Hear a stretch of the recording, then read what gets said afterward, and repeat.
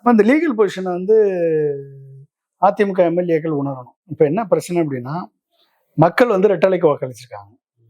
என்னதான் நீங்க சொன்னாலும் எடப்பாடி பழனிசாமி வந்து தலைமையில 1,34,00,000 பேர் வாக்கு. ஆமா, எடப்பாடி ஏற்றுக்கொண்டு ரெட்டலையை ஏற்றுக்கொண்டு இது இன்னும் எம்ஜிஆர் ஜெயலலிதா கட்சி நம்பி போட்டிருக்கான், நம்பிக்கை போட்டிருக்கான். ஆமா, அந்த மக்களுடைய உணர்வு, மக்களுடைய உணர்வு அது, அந்த தொண்டர்களுடைய உணர்வு அது. இன்னமும் நிக்கிறான், இவ்வளவு பிரச்சனைகளுக்கு மத்தியிலே நிக்கிறாங்க.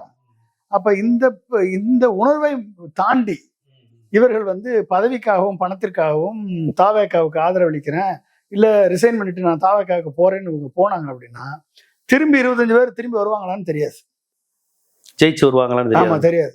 அது ஏடிஎம்கேக்கு அட்வான்டேஜா போகலாம், இல்ல டிஎம்கேக்கு அட்வான்டேஜா போகலாம். விராலிமலைங்கிறது விஜயபாஸ்கர் கோட்டையா ரெட்டலை கோட்டையா? ரெட்டலை கோட்டையான்றது முடிவாயிரும்.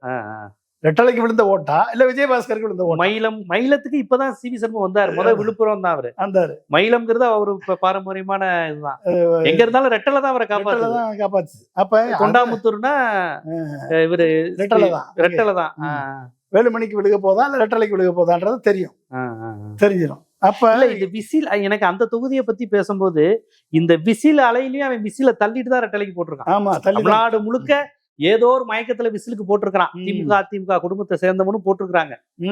ஆனா அதை தள்ளி எங்க ஏரியா ரெட்டலை தாயா அப்படிங்கிற அந்த உணர்வோட அந்த மக்கள் வாக்களிச்சிருக்கிறாங்க. அப்ப அந்த உணர்வை நம்ம வந்து நீங்க திரும்பி வந்து கொஸ்டின் பண்ணீங்கன்னா, கட்சிக்கு துரோகம் பண்ணீங்கன்னா, அந்த துரோகத்தை தொண்டர்களும் பொதுமக்களும் எப்படி எடுத்துக்குவாங்கன்னு நமக்கு தெரியாது. அப்ப அந்த துரோகத்தினுடைய அந்த எதிர்ப்பை இவர்கள் இந்த 25 எம்எல்ஏக்களும் சந்தித்தாக வேண்டிய சூழலுக்கு தள்ளப்படுவார்கள்.